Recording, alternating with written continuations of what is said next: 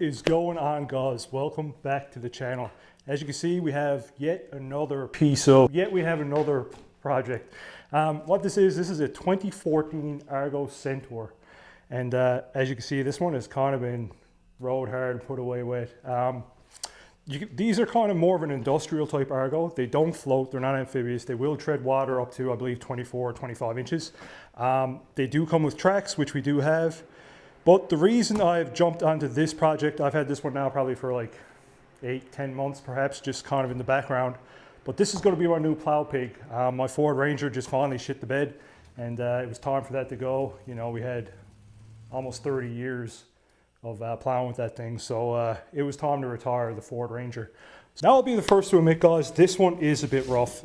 These are pretty popular with linesmen, probably drill companies, so I can't get too mad at the employees for this thing, because if I was in their shoes and they gave me this thing to go in the backcountry with, it's definitely going to look like that, especially being that it's not theirs to take care of. I'll be the first to admit it does need quite a bit of work, and I'm up for the challenge. I think it's a pretty cool rig. These are kind of rare in Newfoundland. I was talking to a couple guys. They said they know of probably 6 or 7 of these on the island. So that's pretty cool, I guess. It makes everything harder, but these had a short run. I believe they only made them for around 10 years. This one's actually a 2014, like I previously said. They made them till 2016, I believe, and that was it. Everything else is just obsolete, impossible to get parts for, and yeah. I keep shooting myself in the same foot, I think. So, what am I going to do with it? Well, unfortunately, this one didn't come with an engine. The factory engine in these are rated at 34 horsepower at 3,800 RPM. Apparently, the engine kind of ran away, connecting rod came out through the block, and goodbye engine. So, apparently, they are a kind of like a Vanguard, Briggs & Stratton, Daihatsu type merger, love child type thing. 3-cylinder diesel. Turbocharged, and like you say, it makes around 34 horsepower. So what are we going to do with it? Well, I've come up with a different plan. I've got a power plant for this thing that I think is going to be a little bit better. Before we actually dive into the power plant that I actually have for this thing, I'm going to run you through exactly what I've done to mount it. Now, I have yet to mount the engine into the Centaur, but I believe I have the engine mount. The mounting's kind of figured out. I went ahead and blew out a few pieces, and let me get you up to speed. So this is a 2D imagery. As you can see, this is kind of like flattened out. It's not a 3-dimensional view, it's a 2-dimensional. So that was turned into this. Now this was the first piece I cut out of 16 gauge. It was just cheaper to deal with than what we actually cut the final product out of, which was a 1/4-inch plate. But this was the first rendition. It kind of got me in the ballpark of where I wanted to be. It kind of showed me a few clearance issues and everything that I had. So that was the first initial test.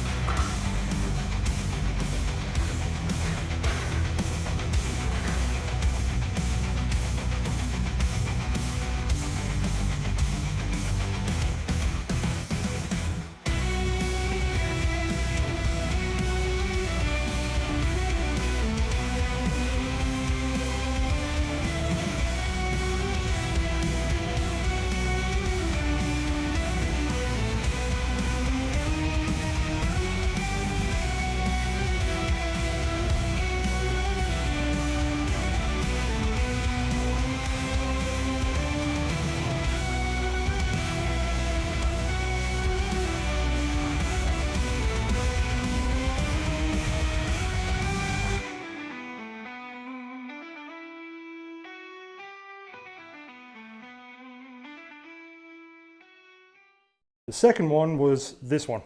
Now this is, as you can see, is made out of 1/4 inch thick steel. I may have to come in here and gusset a few places, but I put these slots in here so when the engine sits down, I can adjust it for belt deflection, because that's another thing that I should touch on with you guys. This is our gearbox. It's all CVT.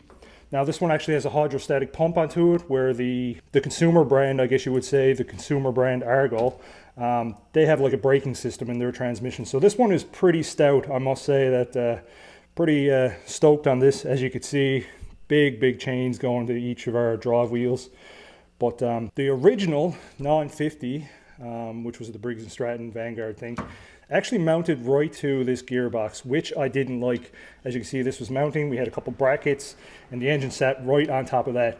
I wasn't a big fan of that, especially the engine that we are going to be putting in here is a little bit heavier. I didn't want to go that route. So I came up with this. So let's just lay this in and I'll show you where we go from here. A little bit heavier. Not sure if this is going to be sufficient enough for our engine, but I think we should be good. We have a little bit of a tight clearance there with the bolt, so I'll have to put that in before I put the final main structure in and bolt it down. But just to show you guys what we're up against, there's kind of a lot of stuff in there. So that is essentially where that's going to live.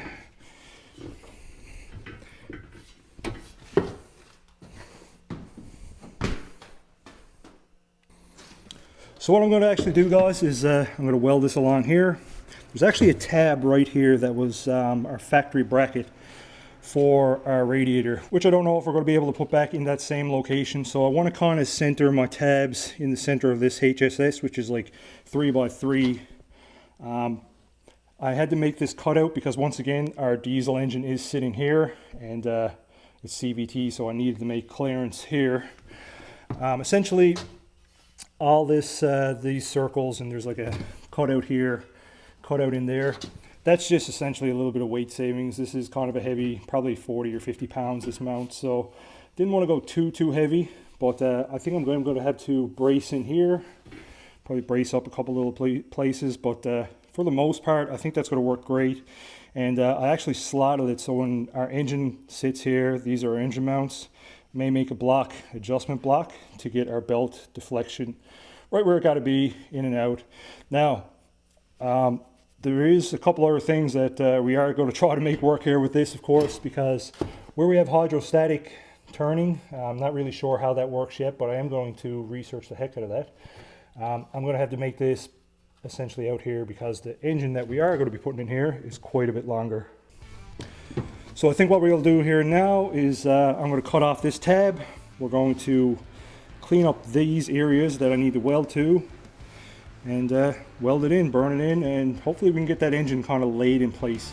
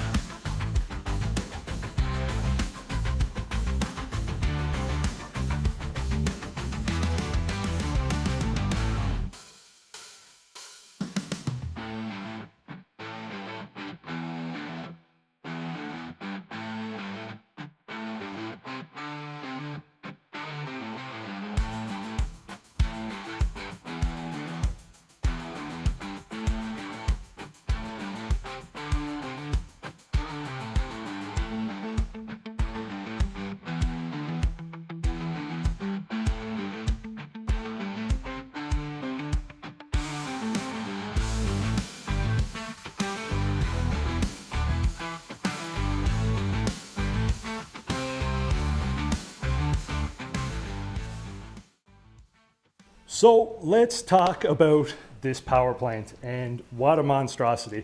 I knew it was quite a bit bigger than the factory unit. I just didn't realize it was such a taller block. Obviously this is a 4-cylinder as opposed to the 3-cylinder that came out of these things. But let's just touch on what this is. It's a Kubota V2203, which is a 2.2 liter diesel engine. It's all mechanical, and The big goal with this whole project that I wanted to do was just super simplistic. I didn't want any turbo boots blowing off. I didn't want any like electronic fuel injection or anything like that. I just wanted a super simplistic build that, you know, if you break down on a trail somewhere, as long as you can get fuel and air to this thing, it's going to run for you. The V2203 is great power plant. You can get these in Bobcats, mini excavators. This one's actually out of a reefer motor. The reason it looks a little bit crusty and rusty is, well, we're in Newfoundland. Essentially, we have salt on the roads 8 to 9 months of the year. We're surrounded by salt water, and probably this was in a salt fish truck or something like that. So a little bit crusty, but you don't exactly trip over these engines in Newfoundland, but they are very plentiful elsewhere in the world. So that's kind of why I went with this. They've been around forever. They just run flawlessly usually. It's a lifelong engine if you take care of it. Unfortunately, whoever had this before me didn't really take care of it, but I'll probably do a full rebuild. For what we need out of it, essentially we're going to try to get this mocked up, try to get it running, see if we can get the CVT running, do kind of like a mock-up build with this thing and just see if this is going to work at all, because hey, just because it's laid there doesn't mean it's going to work. Now, let's talk about a few different elephants in the room with this thing that I'm just noticing right now. First and foremost, of course, I knew it was going to be quite a bit longer. I knew it had a longer deck height. But it does fit essentially right where I want it to fit, and I can live with all this. As you can see, the front is over here, so I'm not going to be able to put the radiator here with a mechanical fan. I think what I'm going to have to do, if I decide to go this route, is to put my radiator over here and probably run an electric fan. Now, like I said, I did want this to be a simplistic build, so if I'm adding electric fans and stuff, well, you're kind of complicating the process. But I mean, hey, they're tried and true. It's pretty straightforward, easy to get at, so I'll probably take my battery and put it over here.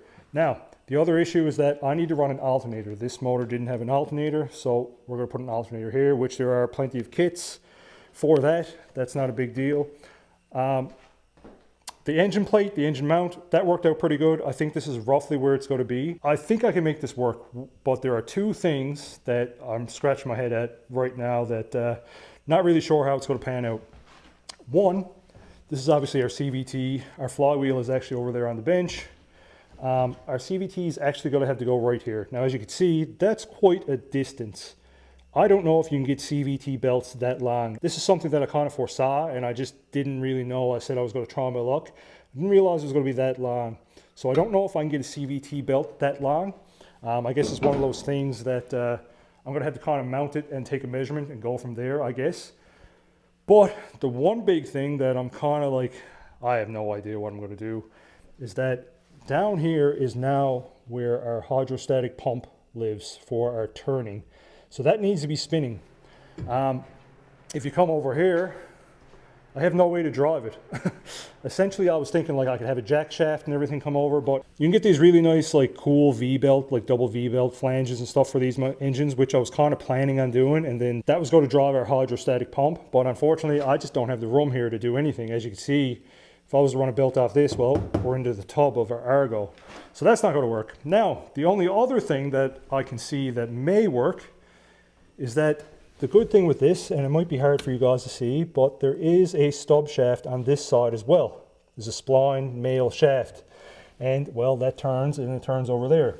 So is there a way that I could run a jack shaft out this way and run it off of my CVT or off my crank somehow? Maybe that's the only way I could possibly do that right now if I'm going to go with this engine. So with all that being said, another thing that we're going to have to run into, let's just say hypothetically, okay, I can get the CVT belt and I can figure this out with a jack shaft and probably some sort of pulley off my crank or off my flywheel or something like that. This makes 40 horsepower at 2,800 RPM, whereas the factory unit made 34 horsepower at 3,800 RPM. When you're dealing with CVTs and weights and springs and whatnot, that 800 RPM can definitely make a difference. Now, there are governor springs that I can put in here that will spin this engine up to around 3,000, but just with the way the head is designed and everything, they kind of need a lot more valve spring if you go anything over 3,000 RPM, which I'm not going to get into. So this is a diesel CVT. I got this off of a Intimidator Mahindra, I believe is the name of the UTV. So I think that will be sufficient enough. So with all that being said, guys, as you can see, we have a few elephants in the room. We have a few jumps to hurdle, you know. It is what it is. This the territory you get into when you're modifying this stuff and doing weird things. But if you see this video and you have an idea, or if you had a comment, or if you say, hey man, it's just not worth it, express your opinion. I mean, I'm all for constructive criticism, I guess it's called. With all that being said, once again guys, it's probably a little bit of a shorter video today, but it gives you kind of caught up. I am waiting on some parts, some special bolts, Newfoundland man. And once all that comes in, I'll be seeing if I can get that primary set up and see if we get this running. And even if I get it moving back and forth, that's a big hurdle to get through. We're gonna have to figure out how to run that pump. That's the big thing. So with all that being said, thanks for watching. I'll see you on the next one. Like, subscribe, hit that bell notification, and you'll see the next mess I'm into.